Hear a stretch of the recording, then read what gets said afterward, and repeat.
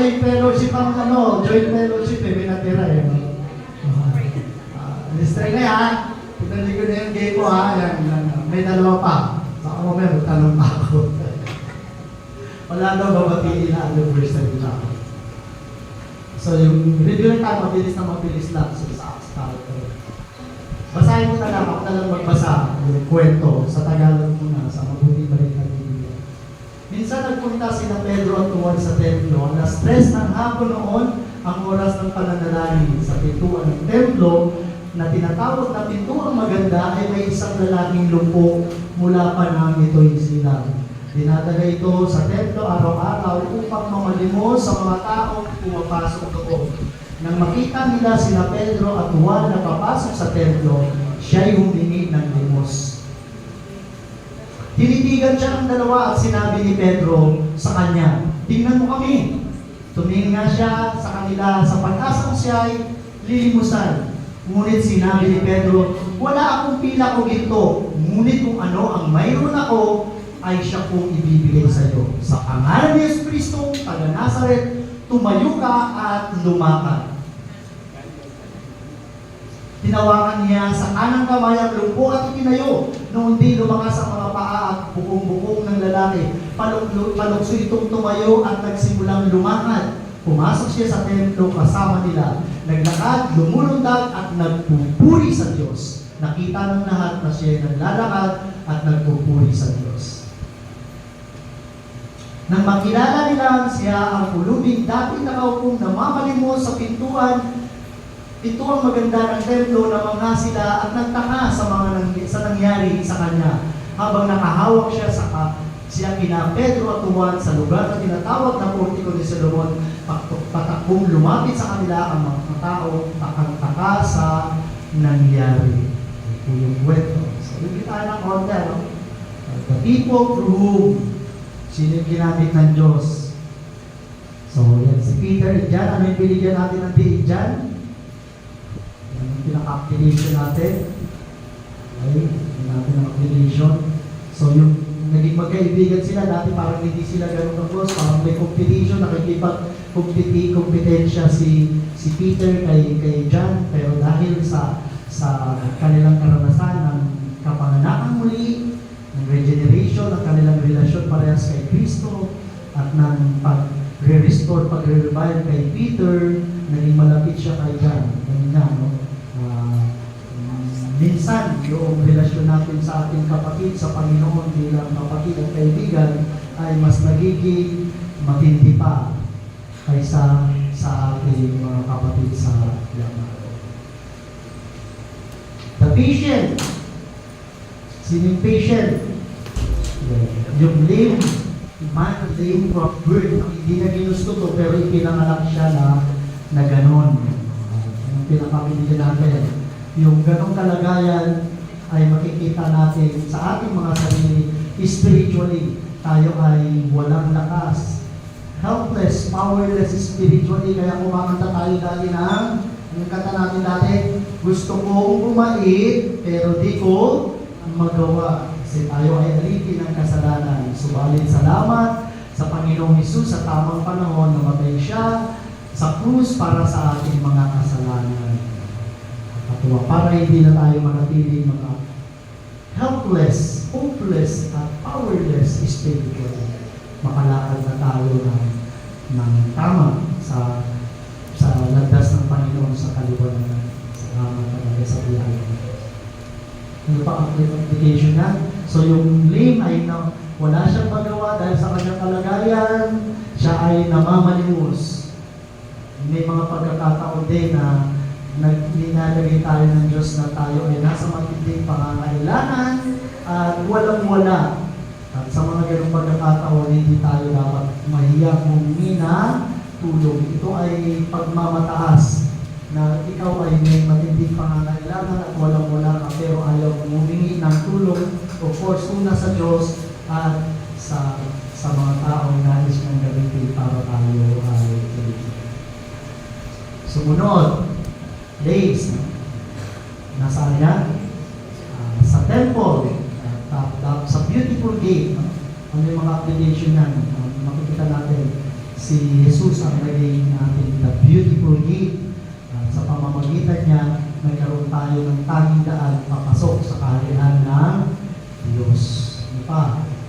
Sa pamamagitan ng kanyang kamatayan, ay hinati niya yung kurtina at ipinakita yun, ipinahayag yun yung pagkahati ng kurtina sa templo nung siya ay mamatay. Para ipakita na tayo lahat ng tao, lalo na tayo mga Hintil ay wala yan ang makapasok sa presensya ng Panginoon upang sumamba at magpuri. Hindi na tayo nangangailangan ng taong tagapamagitan sapagkat ang Panginoong Hesus, ang bugtong anak ng Diyos na nagkataong tao, ang siya na natin tagapamagitan at ngayon siya ay nakaupo sa kanan ng trono ng Diyos. Na lumuluhog, laging lumuluhog na nangyayari para sa napakaganda nga, no? Na kapag pumupunta tayo sa bahay ng Panginoon, meron tayong maasahang himala. Meron tayong maasahang pagpapala. Sabi nga ni Sister, tinanggap niya na kagad. Amen? Oo, huwag natin panghihinayang ng pumunta sa bahay ng Panginoon upang sumamba ng Diyos. Dahil ito ang pinakamagandang pagtitipon ng mga Kristiyano para sambahin ng Panginoon. At lagi naniniwala ko, if you have the right motive sa pagpunta sa Panginoon, hindi ka tumanggap ng pagpapala mula sa Diyos. Amen?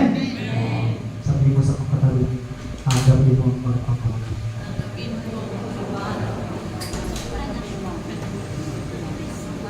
Ano pa? The prayer time. 9 hour, alas 3. Alas 3 yan, alas 3 ng hapon.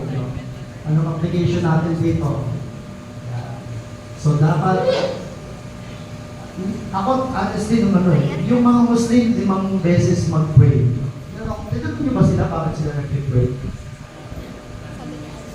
Bakit 5 beses sila, ganun kadalas, at yung mga Hudyo, 3 beses? At tinanong nyo, may sila kaibigan. So, para from time to time, magkaroon sila ng pagkakataong siya sa atin ang kanilang puso.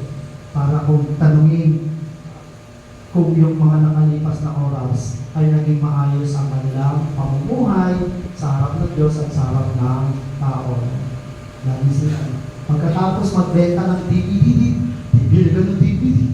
Maganda, yung clear copy. Ano yun? Bull. Tapos papasok sa pagkatapos magbenta ng ball. Pag yung mga terorista, pagkatapos gumawa ng terroristic activity, papasok sa purihin si Allah, binigyan ng katagumpayan ang pagpatay namin sa mga Kristiyano. From time to time, magkaroon. So sa ating mga Kristiyano, maganda rin magkaroon tayo ng regular prayer time. Hindi para maging obligasyon, matali tayo igago sa isang ritual, kundi magkaroon tayo ng regular na panahon para siya sa atin ang ating sarili. Tanungin ang katabi mo, may regular mo prayer time ka ba? Do you have regular prayer time? To search your conscience. Amen?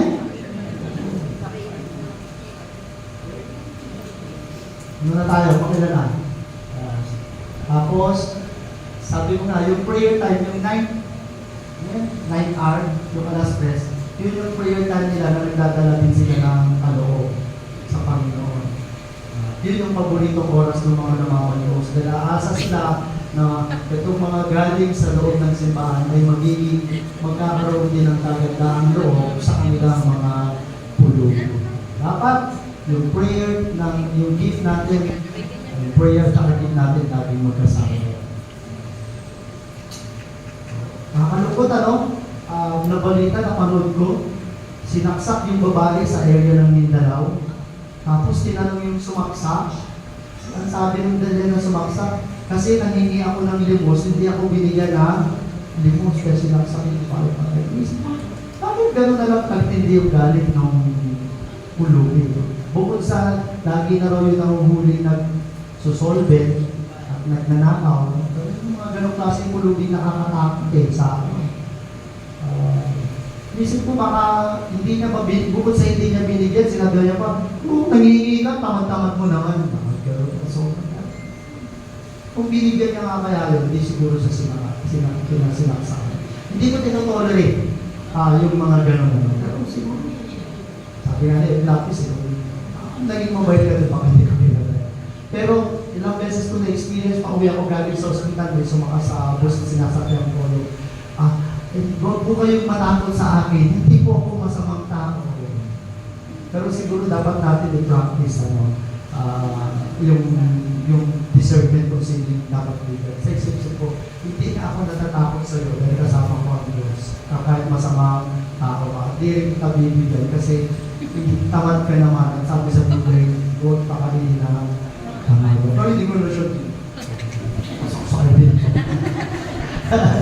pero yun nga, pag may nakita tayong totoong nangangailangan, magkaroon tayo ng kagandahan ko. Baka mapanalangin tayo, pero wala tayong kabutihan loob sa mga tao na mamalimos na talagang kailangan mamalimos dahil wala silang kakayahan maghanap buhay para sa kanilang pamilya. Ayan. O, pagkandaan nyo na, baka magtanong ulit ko, 6 na. The power from whom the miracle was performed. Heavenly Father, once again, we ask your blessing, as what my sister claimed in the Bible study. She already received your blessing. Yes, O Lord, bless each one of us as we listen to your word this morning. Let nothing hinder us from receiving your blessing to your Lord. Panginoon, even a small sin in our heart, Panginoon, sabihin mo, Panginoon, huwag mong hayaan, maging hadlang sa amin, Panginoon. If burden, problem, might linger, that might be lingering in our minds as of this moment, Panginoon. Pwede yung humadlang, Panginoon, sa focus namin sa pakikinig sa iyo, Panginoon. We are entrusting these things to you, Panginoon. Kung meron kayo tao dito, may difficulties, may burden, may magiging problema, Panginoon, pinakakatiwala namin sa iyo at this moment, Panginoon. Dahil gusto namin buong bukas yung pintuan ng aming puso at isipan to receive your blessing to your word, Panginoon. As we listen carefully, Panginoon, thank you sa iyo salita sa uwan, Panginoon. Lord, bless your word, bless your messenger, Panginoon. Let each one of us be blessed, Panginoon, through your word. This we pray in Jesus' name. Amen. Tingnan natin. Verse 3 sa New Living Translation. Makita sila ni Pedro at nung dadal sila, nakita niya si Peter. At siya ay he asked for some money. Sa ibang translation, he asked for some charitable gifts. Binasa ko yung charitable gifts, money. Peter and John looked at him intently. He said, "Look at us." The lame man looked at them eagerly, expecting some money. Tingnan natin, So the lame beggar asked for money from Peter and John. Of course, syempre, hinihingi niya. Yun yung kanyang pangangailangan. Ito yung kanyang inaasahan sa kanila na siya ay bibigyan ng limos. Anong naging reaksyon ni Peter at ni John? Peter, instead of turning, usually pagka may mga mulubi, niladelma natin yung mga nangihingi. Pero hindi ganoon ang ginawa ni Peter at John. So Peter, instead of turning his eyes away from him, sabi ng King James Version, fasten, ipinako yung kanyang mga mata sa pulubi. Sabi niya, look at us. Tumingin ka sa amin. Pag lumingong ka, akin ka. Pag lumingong ka, akin ka. Ganon din ang ginawa ni John. Of course, tumingin ka sa akin. Ayaw ko, Pastor, baka mahawa ako sa'yo. Titigan mo ako, tumitig ka sa akin. At naging masunuri naman yung pulubi. This gave the man cause to expect that he would receive something from them. And that was why he, sa King James, so gave heed to them. Kaya nga, tumingin ka sa akin. Diba yung pulubi,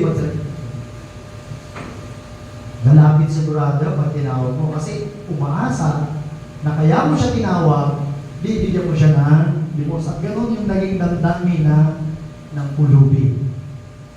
Tumitig siya na umaasang tatanggap siya ng limos. At maganda yung ganong damdamin. From time to time, may i-expect ako na may isisipit ako mga application. At yung ganong gesture, yung ganong ugali, ay maganda kung tayo ay nananalangin. Amen? Na kapag tayo ay nananalangin, we must come to God with our hearts fixed and our expectations heard. Na kapag tayo ay nananalangin, yung ating dapat mga puso ay nakatuon. At yung ating inaasahan ay itinaas natin na makataas. Itinaas natin sa Diyos. And we must look to heaven and expect to receive. Ganyan ba tayo manalangin? Na kapag nananalangin tayo, itinuto natin ang ating puso sa Diyos, yung ating mga inaasahan ay itinataas natin sa Diyos. Hindi pag meron tayong kailangan, ang tinitingnan kagad natin ay ang tao.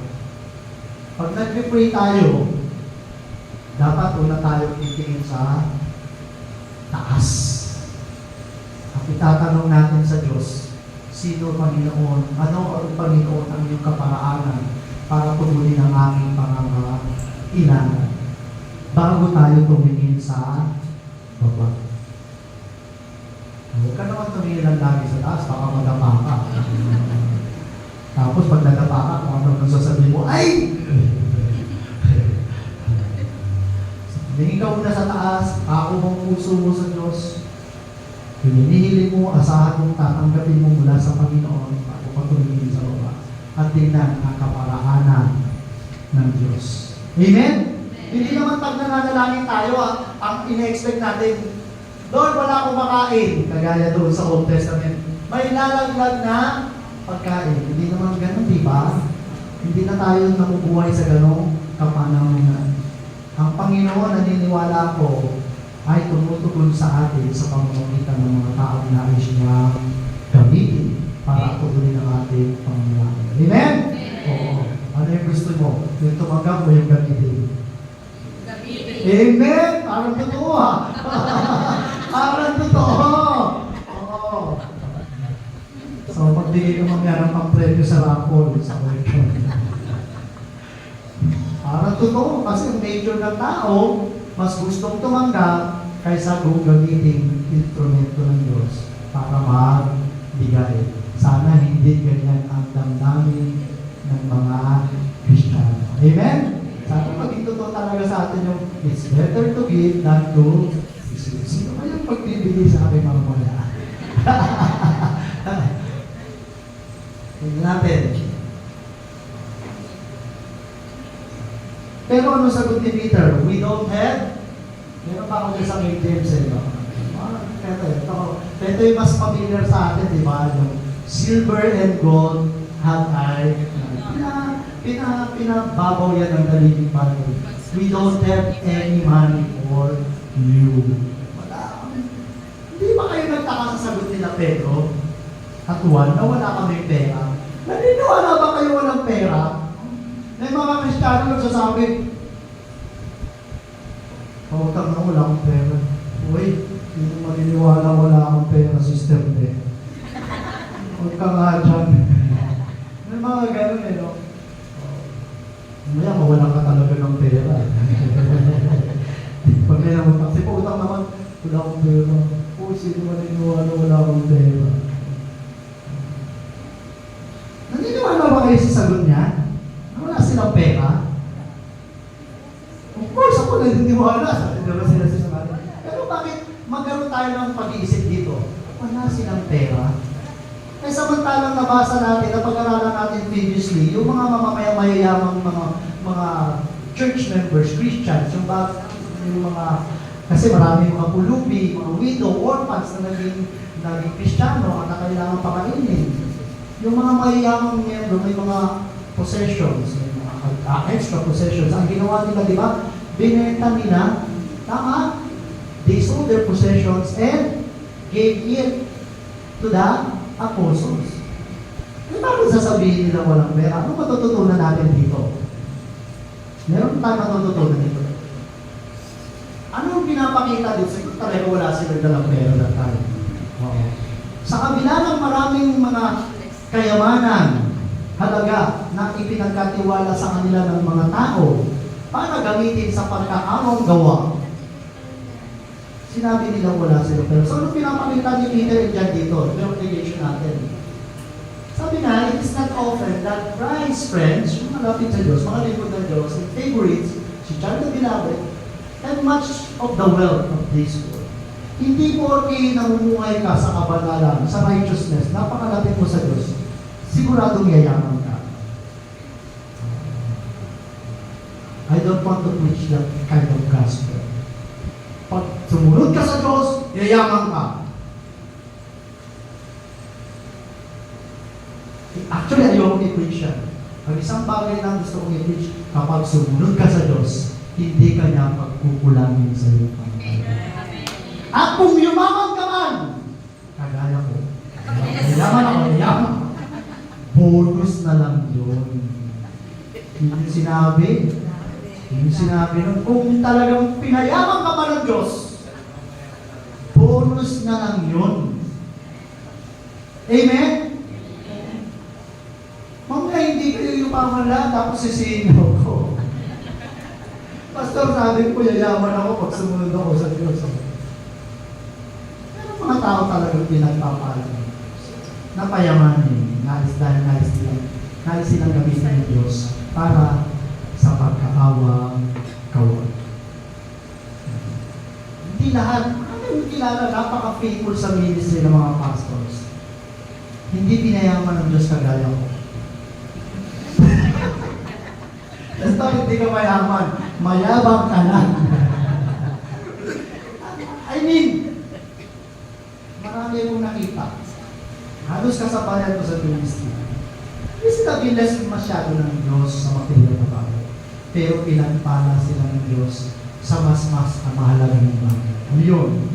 Joy, peace, and content. At yun ang nais kong ipangaral sa iyo. Payayamanin tayo ng Diyos sa bagay niya. Joy, peace, and content. Bonus na lang kung pinayaman ka pa maging sa material na bagay. Ito pa yung gusto kong makita ninyo. Public trust should be strictly and faithfully managed. Ito yung pinakita ni John at ni Peter. Na bagaman ibinigay sa paanan ng mga apostol, yung term, no? Ibig sabihin, pinagkatiwala ng mga pinagbilihan. Hindi nila ito inabuso. And sad to say, a lot of preachers nowadays, grabe talaga, bumili ng ganito kalagang halagang mansyon ni John Mayor mula sa pera ng mga taong itinagkaloob sa Panginoon. Bakit? Masama ba? Ini-enjoy lang naman namin. Mas naniniwala. Ako, mas natutuwa pa ako sa prinsipyo ni Pastor Ed Lapis.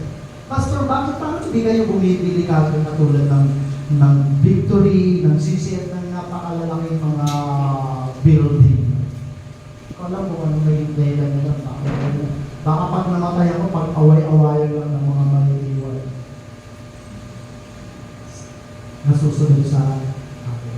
Pero ito yung reminder sa akin.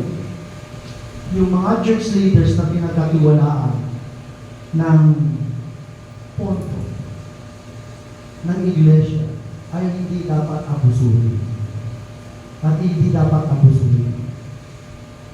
At honestly, kung may naghihinala man sa inyo rito sa akin, kung meron man akong nabili ng mga ari-arian sa akin, sa aming pamilya, isang bagay ang tinitiyak ko, hindi po yan galing sa church. Galing po yan sa Diyos.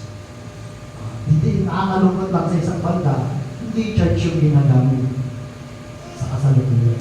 Pero hindi ko kayo pipigilan na gamitin kayo para umisan ko. Ang yabang ko naman kapag pinigilan ko na, Pastor, bigyan ko ng ganyan. Nasa inyo. Naalala ko lang to, no? Kasi matagal akong naging chairman sa COO. Nung panahon chairman ako sa COO, ang dami namin tinatawag ng mga statutory funds. Reserve fund, umabot ng halos may 1 milyon, 2 milyon, educational fund, tsaka yung mutual fund, ang daang libo.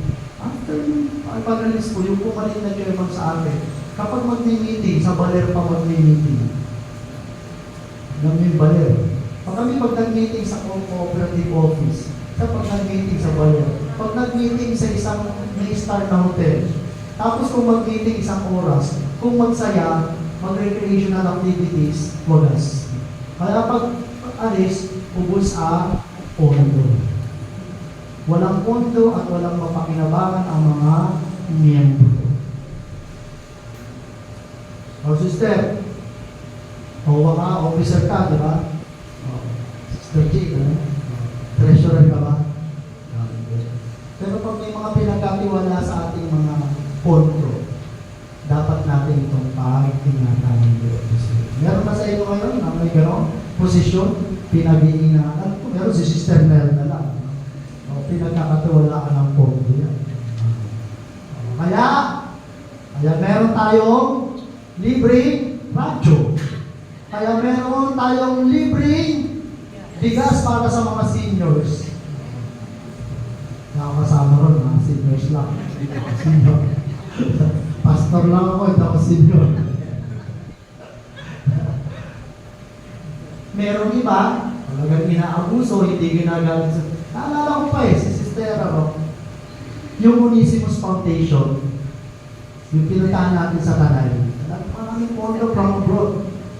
Yung namamahala, hindi ko maibus maisip, anong ginawa niya? In-invest yung milyon na pondo na dapat gamitin sa mga street children. In-invest. Pero maintindihan, gusto niya bang kumita yun para mas maraming magamit? Hindi naman siya ng problema sa pondo kasi galing sa abroad In-invest. Ang napag-investan niya is scam. Wala na-mismanage. That fund was not intended for investment. That fund was intended para sa mga street sa charity. So, bibigyan tayo ng pagkakataon. At kung meron tayong pagkakataon sa ngayon, may resources tayo, dapat samantalahin natin ang bawat pagkakataon yun para gumawa ng mga kagandahang loob. Lubos na pinagpapala sa sister niya at saka si Brother John. Kaya pa na yung bigay ng regalo ng libre. Ibig na humingi ng pondo sa church pag may mga kailangang bigay na gifts, personal na lang na pera nila. Sinasamantala nila. Kasi pag nawalan sila ng pera, wala na silang pagtulog. Tama naman, di ba? Salamat sa kanila. Kami nakatabi mo, baka marami na ng pera, baka hindi mo naman. Share mo naman. Baka may sobraan niya. Ang sobra.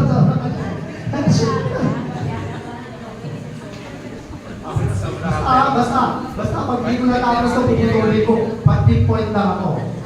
Kung isang oras lang tayo. Kasi minsan may magandang matalakay, di ba? Wala naman sa manuscript ko, nakakala ko lang. Lalo na yung muli sinabi ko, baka marami ka dyan, share ko naman. Baka may sobraan. Diba? Sabi, silver and gold, I have none. But, I'll give you what I have. Pero ibibigay ko sa iyo ang kung anong meron ako. Sa King James, but sa I have, give I thee. Parehas lang din yan, no?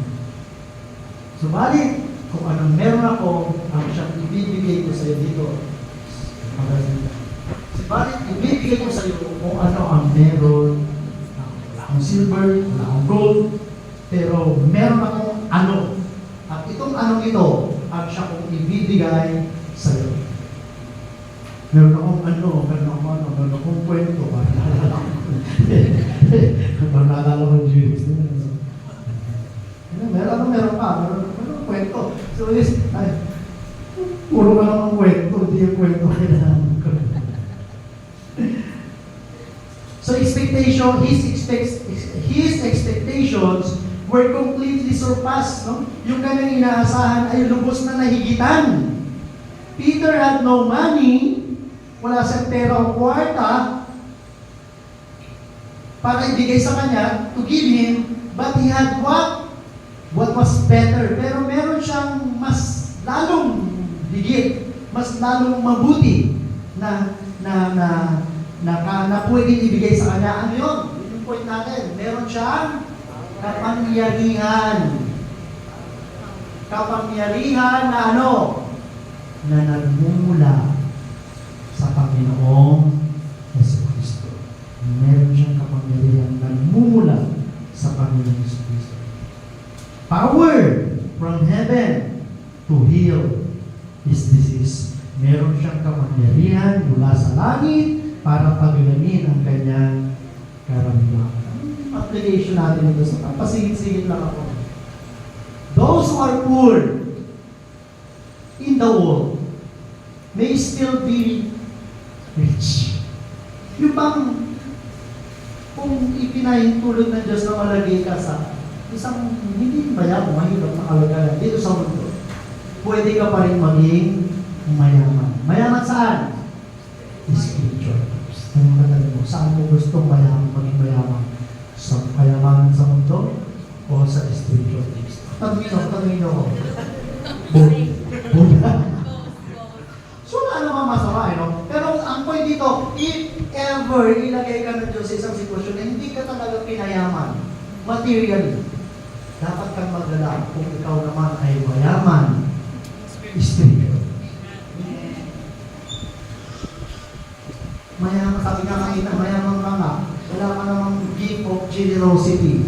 Anong kabuluhan ng iyong kayamanan? Meron bang ganting pala kang matatanggap sa langit?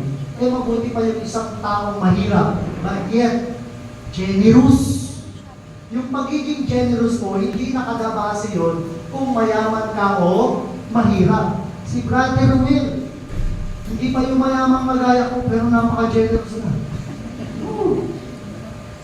Diba? At sabi ko nga, kung merong i-rank natin yung kalagayang pinansyal, siya yung hindi pa mayaman. Oo, sabi ko nila. Siya hindi pinakamayaman. Pero, napaka-generous. So, pwede kang maging mayaman.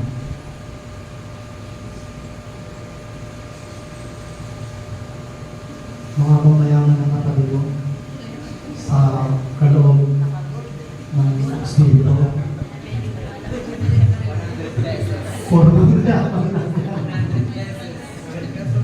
Diba? Nakakatuwa kasama yung isang taong mayaman sa kaloob ng banal na Espiritu. Dahil yung mayaman lang sa pera, pag nawala ng pera, wala na. Hindi na siya magiging pagpapala. Pero pag yan mayaman sa kaloob ng banal na Espiritu, pagkasama mo yan, lagi kang pagpapala. Magdadamay ka. Amen? Kaya, kapatid sa akin, hindi ako mayaman sa material na bagay. Baliktad, ano? Sabi na kanya, I command you in the name of Jesus Christ. Yung bang sinabi ni Pedro, kanya yun? Sa kanya lang yun? Magaling lang ba talaga si Pedro? Sabi nung binasa ko komentary. Yung mga salitang yung sinabi ni Pedro ay ipinadala ng Diyos sa pamamagitan. God sent out His word and healed them.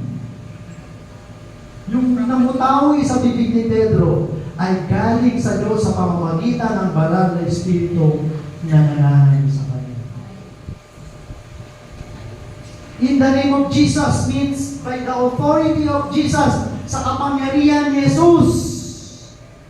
The apostles were doing this healing through the Holy Spirit's power, not their own.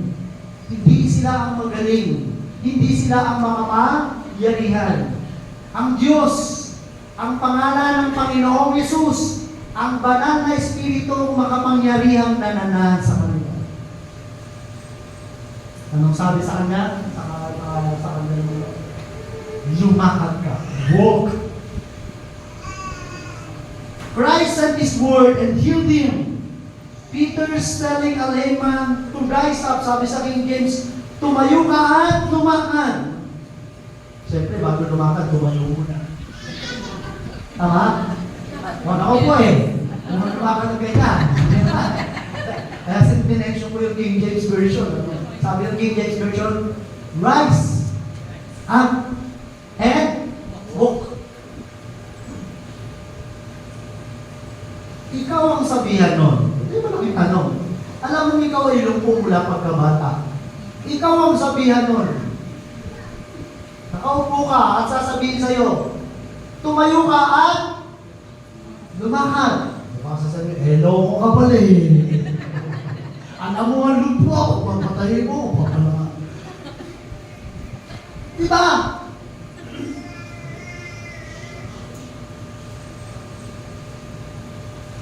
Peter telling a layman to raise up and walk would have been a mockery, pangungutya.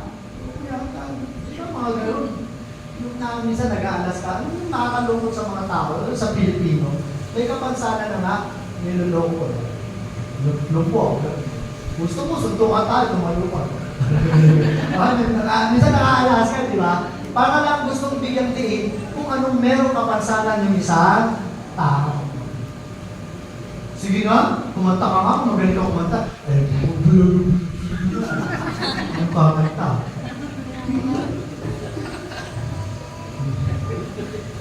Pero mo, yung mo, gusto pa kantahin. Kaya, ulo, Hindi mga tao, di ba? Hindi mga Pilipino. Para sa isang kapansanan, iyon ay pangungutya. Pero, dahil iniutos niya yon sa pangalan ng Panginoong Jesucristo, in the name of Jesus of Nazareth.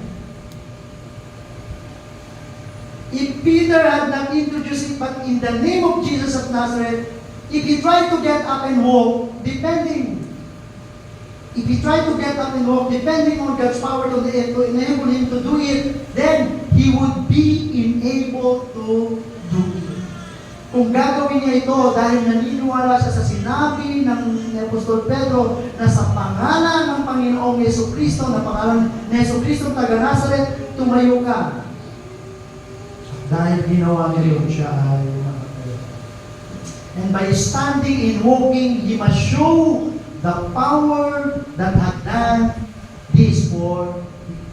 At yung kanyang pagsunod doon sa sinabing yun, ay nagpapakita ng kanyang pananampalataya sa kapangyarihan ng pangalan ng Panginoong Jesus.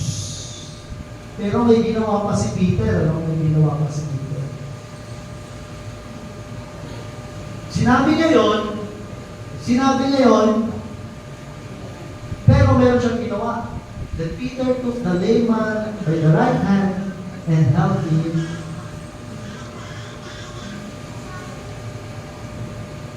Baka yung lumpo, nag-aalala kayo na kung makakatayo ba talaga siya. Then alam niya siya ay lumpo. So, nilubos-lubos ni Pedro yung pagtulong sa kanya. Tinulungan siya.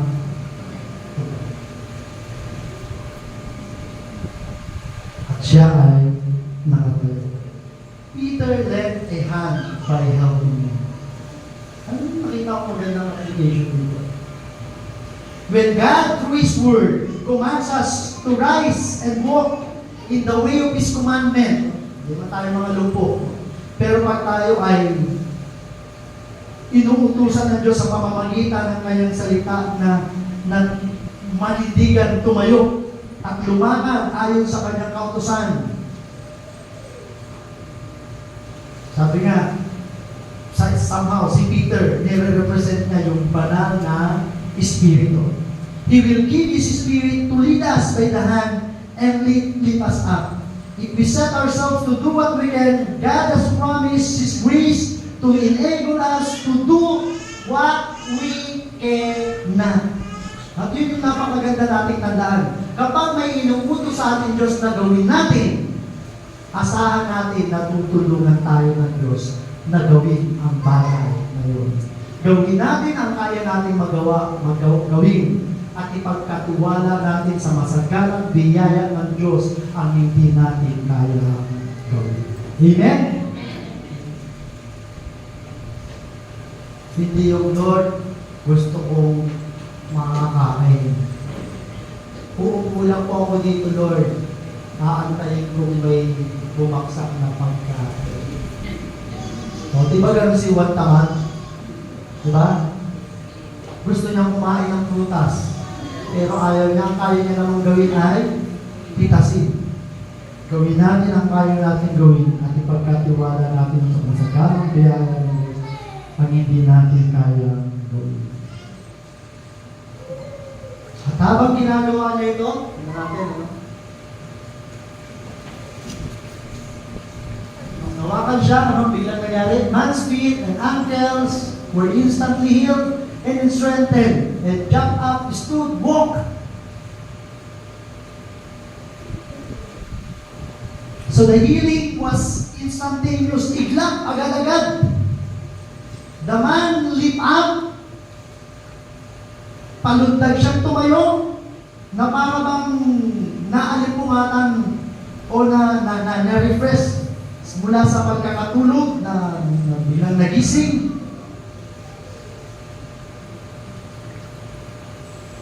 Bilang pagsunod sa utos, he sprang up as one refreshed, para bang biglang tumayo, na para bang nanaliwa dahil sa pagkatulog. Who did not question his own strength. Hindi niya nagtanong. Hindi siya nag-alinlangan na kaya niya ba nga talagang tumayo. Dahil alam niyang siya ay pinanganak na lumpo mula pagkabata. The incoming rush of his strength was so sudden. Yung lakas na tinaglay ng kanyang mga paa ay biglaan. And he was no less sudden. Hindi naman siya nagpatumpik-tumpik na ipakita yung epekto na naramdaman niya sa kanyang mga paa. Anong ginawa niya? He stood and he walked. He jumped. He walked with him. He walked with a firm, strong, steady tread, na mga litid, mga masa sa biti, na nagpapakita, which revealed the healing, na nagpapatunay, na nagpapahayag na siya ay talagang gumaling. Ganda. Agad-agad. Peter did his part. Ginawa ni Pedro ang kanyang bahagi. The man is, ano sabi ni Peter? In the name of Jesus, rise up and walk. Hinawakan siya pataas. Ginawa ni Peter yung kanyang bahagi. Anong ginawa ng lalaki? Sumunod siya. Tumindig siya. Nanampalataya siya. Naniwala siya sa sinabi nila Pedro. Na sinabi sa pangalan ng Panginoong Hesus. But everything,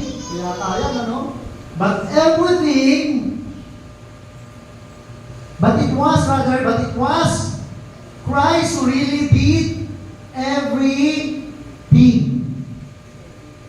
It was Christ who really did everything. It was Jesus who put strength into Him.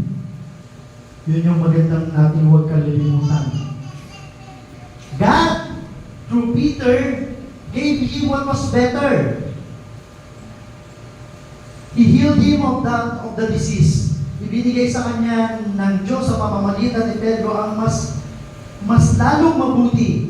He gave him something far better, mas lalong mabuti. lakas sa kanyang mga lumpong, mga paa at binti. Ang hinihingi niya lang ay ano? Limos. Pero anong binigay sa kanya? Anong hinihingi niya? Limos. Anong binigay sa kanya? Kagalingan, lakas, kagalingan. God through Peter gave him something much better, masigit na mabuti. The use of his leg. Dati, ang nagagamit niya lang ay ang kanyang kamay at ang kanyang boses, palimos po. Pero ngayon, pwede niya nang gamitin ang kanyang mga paa para lumakad at maghanap buhay para sa kanyang pangangailangan sa araw-araw. This would enable him to work for his living so that he would not have needed to beg anymore. Malakas na siya, nakakalakad na siya. Pwede na siyang maghanap buhay para sa kanyang pangangailangan at hindi niya na kailangang manlimos pa habang buhay. Sa application natin, last application sa point niyan. We often ask God to solve a small problem. Anong hinihingi niya? Kaunting limos. But He wants to give us a new life. Minsan may mga ganun tayong panalangin ng Lord. Sana po matigil na ang pag-aaway namin mag-asawa. Hindi lang gusto ng Diyos na matigil ang pag-aaway yung maging mag-asawa. Ang mas gusto pa ng Diyos, hindi lang kayo mag-aaway, kundi kayo ay magmamahalan matapos maranasan ang kaligtasan at pagbabagong ginagawa ng Diyos sa buhay ng isang taong nanampalataya kay Jesus. Tumanggap sa Kanya bilang Panginoon at sariling tagapagligtas. Maraming nakasumpong ng kaligtasan, ang una lang nilang gustong hingin, maliit na bagay. Solve yung maliit nilang problema. Pero ang Diyos, may mas malaki pa palang nais ipagkaloob sa kanila. Ang buhay na walang hanggan. Ang isang tama at malapit na relasyon sa Diyos sa pamamagitan ni Jesu Kristo. When we ask God for help, He may say, I've got something even better for you. Ask God for what you want, but don't be surprised when He gives you what you really. Siguro ito yung pinangahawakan ng Yusuf. Nanalangin sa Diyos, Lord, magkatrabaho ako. Gusto ko yung bumbero. Yung laging pahinga. Pag may sunog lang, magtatrabaho.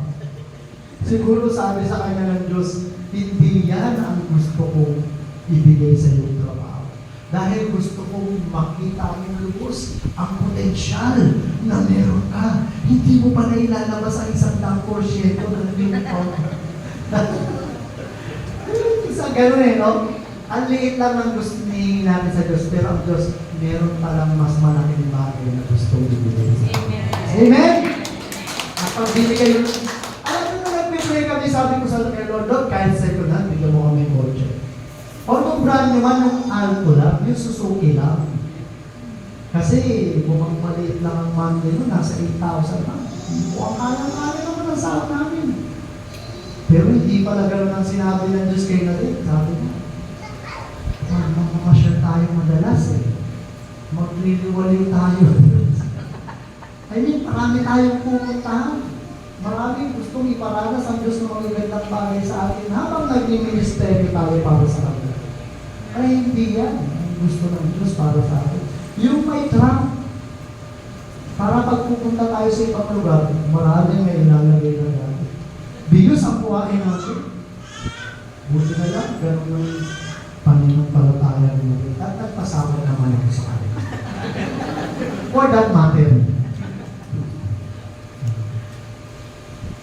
Nakakatawa yun, ulit ang hinihingi mo, ang laki ng binigay ng Diyos. actually siya, no, ang gusto niya na lang makapagtrabaho siya, no, si Davis, no? Lord, pagkatrabaho kahit dito, basta may pag ginagakita mo. Biglang isang ilan, tanggap ka na sa Australia. Samantalang ang unang apply niya, bagsak, di ba? Tapos bigla na lang sumulat sa Australia. Approve ka na, pumunta ka lang ha? Australia. Nakakakwento kami, ang gusto niya lang noon, magka-trabaho para matulungan niya si Sister Regina.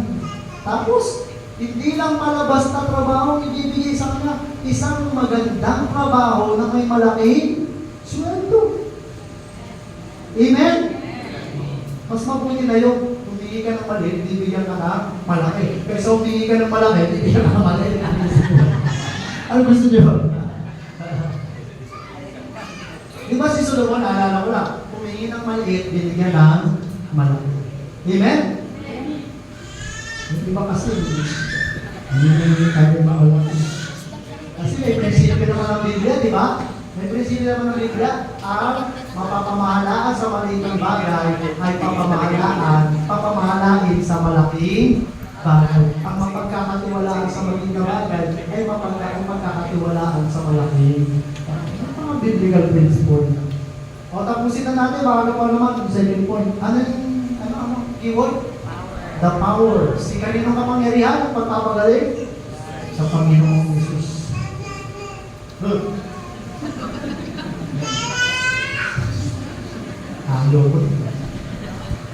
The praise after the miracle was performed. So, ginawa niya. Walking and kakanta tayo mamaya na. Tapos, habang kinakanta natin yan mamaya, no? Walking and lifting and praising God. Action tayo, ha? Nasya kaya tayo. Kakanta tayo yan, yung closing song natin. Ibigay natin yung naramdaman ng layman computer. The praise. In his excitement, the formerly layman began to jump and run around.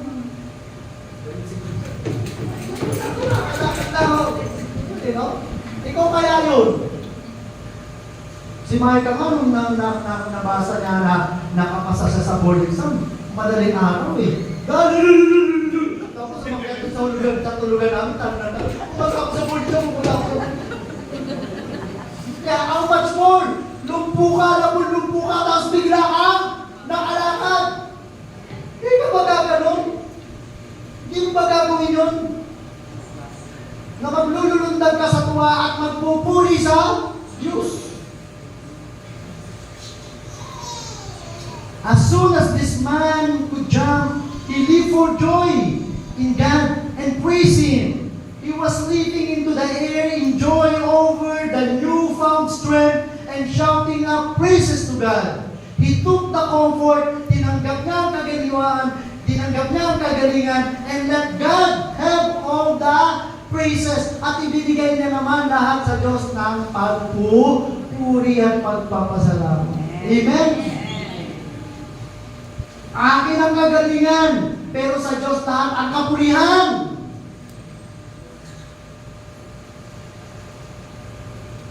Ano pang ginawa niya? Tingnan natin. Sabi dito, he went into the temple with them. Dahil itong si Peter dyan, papasok sa templo, sumama siya sa kanya. Dahil gusto niyang patuloy na magpuri at magpasalamat sa Diyos sa loob ng templo. Dahil gusto niyang patuloy na magpasalamat at magpuri sa Diyos sa loob ng templo. Yamang naniniwala siya at lubos na nanampalataya na ang nagpagaling sa kanya ay walang iba kundi ang Diyos.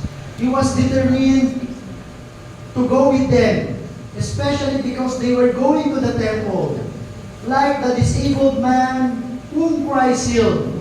Yung sa Bethsaida yata, hindi ka magkakalagay. Kapag ng Bethsaida, may pinagaling ng Panginoong Hesus sa John chapter 5. Yung kwento roon. At nung makita ng Panginoong Hesus, nung pumasok siya minsan sa templo, natagpuan niya doon yung taong kanyang pinagaling. Sumasamba, nagpupuri at nagpapasalamat sa makapangyarihang Diyos na nagbigay sa kanya ng kagalingan. Ito pa yung gusto ko makita. Nung makita siya ng mga tao sa loob ng Solomon's Temple, anong gawa niya? Holding tight. Mahigpit na nakahawak. Hindi ko alam, no? Kung tag-isa ng kamay na hinawakan si Peter tsaka si... Tayo nga kayo. Tayo ang tatlo. Ayun. Kunyari ko yung lumpo. Pero magaling na. Holding tightly. Hindi, ikaw umawak sa kanila. Ikaw lang umawak. Hindi mo sila ba? Awakan mo sila sa braso. Braso. Yan. Tapos yan. At kumuha ng tumatalon, hindi nagpupuli. Tapos na. So imagine nyo yung nasabi doon, no? Nakahawak. Okay na. Hindi, singer lang pala si Christian, hindi magaling na artista eh, no? Hindi magaling kumarte, singer lang talaga, no? Siya ang model ng kanilang kumpanya, siya si endorser.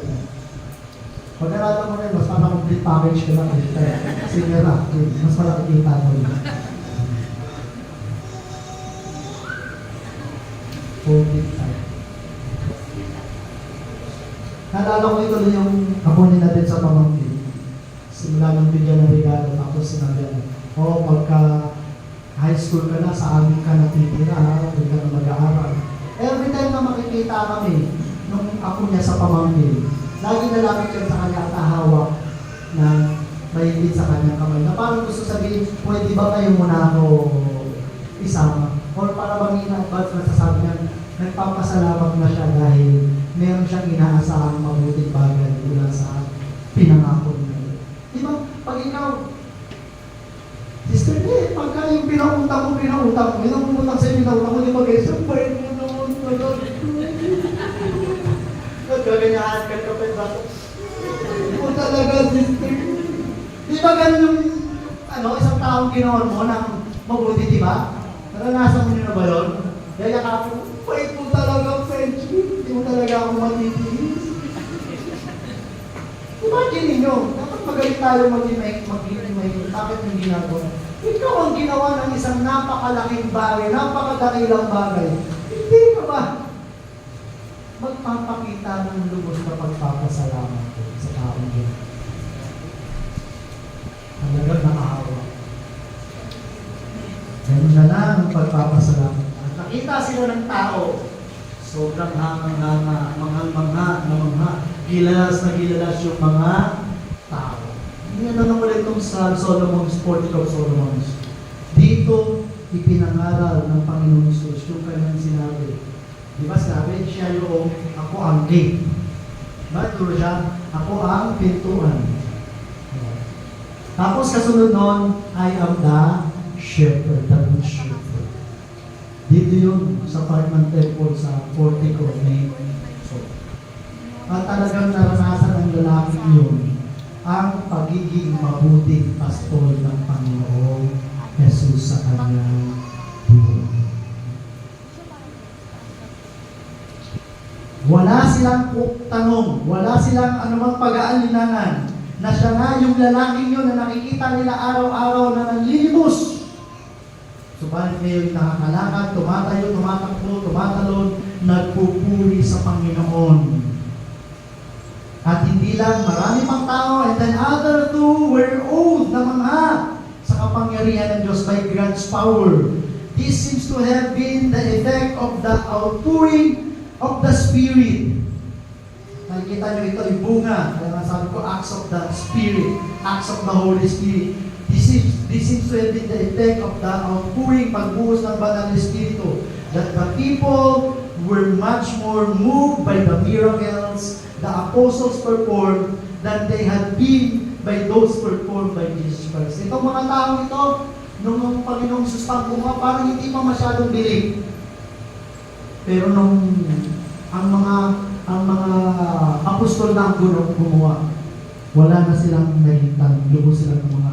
Siguro yun yung katuparan parang ang sinabi ng Panginoon Hesus sa mga alagad na kayo ay makakagawa ng mga himalang higit sa aking mga himalang ginawa na nasobrang nagpamangha sa mga tao. Nagpupuri sa Panginoon. Nakatawag siya ng pansin. Dati, ang naririnig lang nila doon sa lalaki ay palimos po. Pero ngayon, mas malakas ang kanyang tinig na nagpupuri sa Panginoon. Anong application natin ito? Don't forget to thank people to help you. But also remember to praise God for His blessings. Ang tao, madalas ang pinasasalamatan lang ay ang kapwa na tao.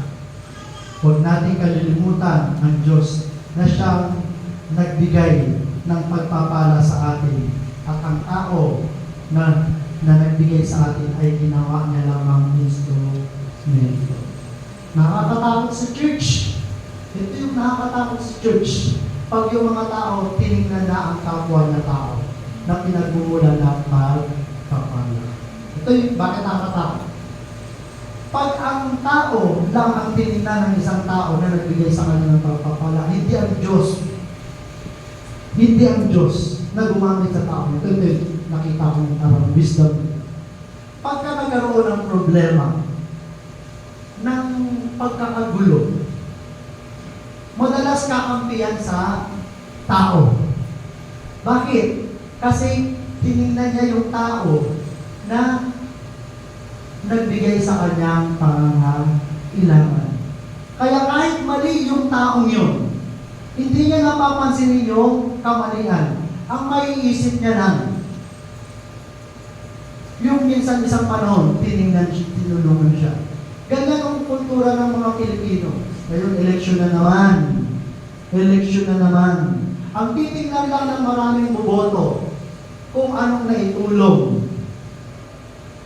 no kandidato. Hindi niya titingnan sa kanyang galing yung itinutulong sa kanya. Kung ito ba ay gambling lord, drug lord,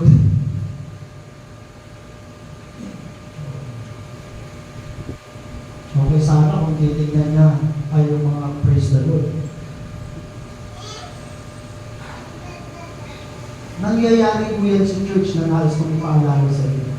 The loyalty of the Christian, of a believer, must first be to God. Pag nagkakaroon ng problema, yung taong tumulong sa'yo, may ginagawa ng mali. Ayaw mong sawayin. Ayaw mong pagsabihan. Bakit? Kasi minsan isang panahon, ginawan ka niya ng kabutihan. Kaya nagiging bulag-bulagang na lang sa kasalukuyan niyang kamalian. Amen? Tandaan niyo, kahit ako prinsipyo, kung tinulungan mo ako, ginamit ka ng Diyos, ginamit ka lang niya. Pero never ako magpapagamit sa iyo kung mali ang nais mong ipagawa sa akin. My loyalty to a person stops when my loyalty to God starts. Natatapos ang katapatan ko sa isang tao kapag nagsimula ang katapatan ko sa Diyos. Yes, pasalamatan natin ang mga taong ginagamit ng Diyos. Pero higit sa lahat, ang pagpupuri at katapatan ay ibigay natin sa Diyos. Amen? Ang power ay nagmula sa Diyos. Ang pagpapala ay nagmula sa Diyos. The strength God has given us both in our mind and our body should be used to His praise. Amen? Malakas ka pa ba ngayon? Nakakalakad ka pa ba ngayon? Maliwanag pa ba ang pag-iisip mo ngayon? Gamitin mo yan para saan? Sa pagpupuri sa Diyos. Meron lang siyang side comment dito binasa ka sa dalhin mo. Pero bakit totoo to? Sinama ko lang. Hindi ko galing sa akin to. Sandali yung macho rin ang komentary. All true converts walk and praise God. But perhaps your converts lives more in His presence. Mabuti pa raw yung mga bagong mananampalataya.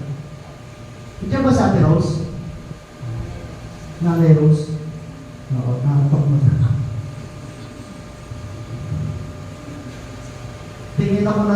oras mali pala yan. No? Pero Eric, inayos mo yan, kaya maaga pa. Alas 12 na, buti na lang, tapos na ako. Tapos kaya mga Nanay Rose, bibisinin natin si Nanay Rose. Bago po namin kasama sa Bible study.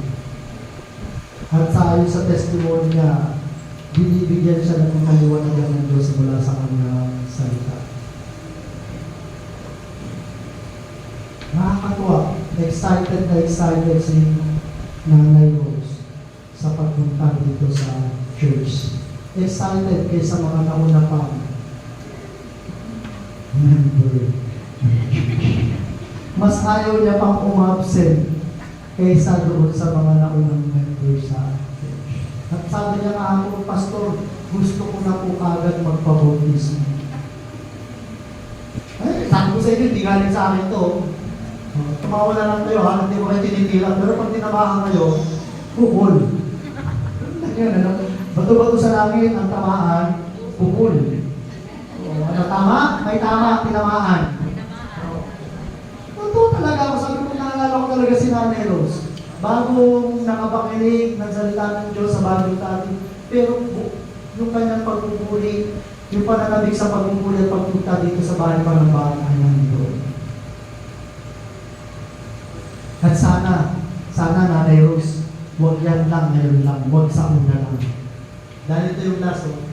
Those both old and young converts who have had experience of the working and divine grace on them should give evidence. Bago ka man, o matagal na, dapat patuloy kang magbigay ng patotoo sa iyong naranasang masaganang biyaya mula sa Diyos. Amen? As God put His strength into us, let us stand up resolutely, manindigan tayo para sa Diyos, sa salita ng Diyos for Him, and walk cheerfully with Him. Mamuhay tayo na may kagalakan kasama ang Panginoon. In conclusion, God's restoration in the millennial age will include physical restoration to the people. Sabi naman sa kanyang prophecy ni Isaiah, the layman will live up like a deer, and those who could not speak will shout and sing. Alam mo po, ikaw yung naalala ko sa kwentuhan natin. Si Bod kasi bago kong kasalan, wala pang anak kay sister niya. Ang dami niya nang lumalabas na sakit. Hindi ka tama kung magaling mag-alaga, sister niya. Pinapakain natin ang pinapakain ng pork, beef. Kaya ang daming nararamdaman.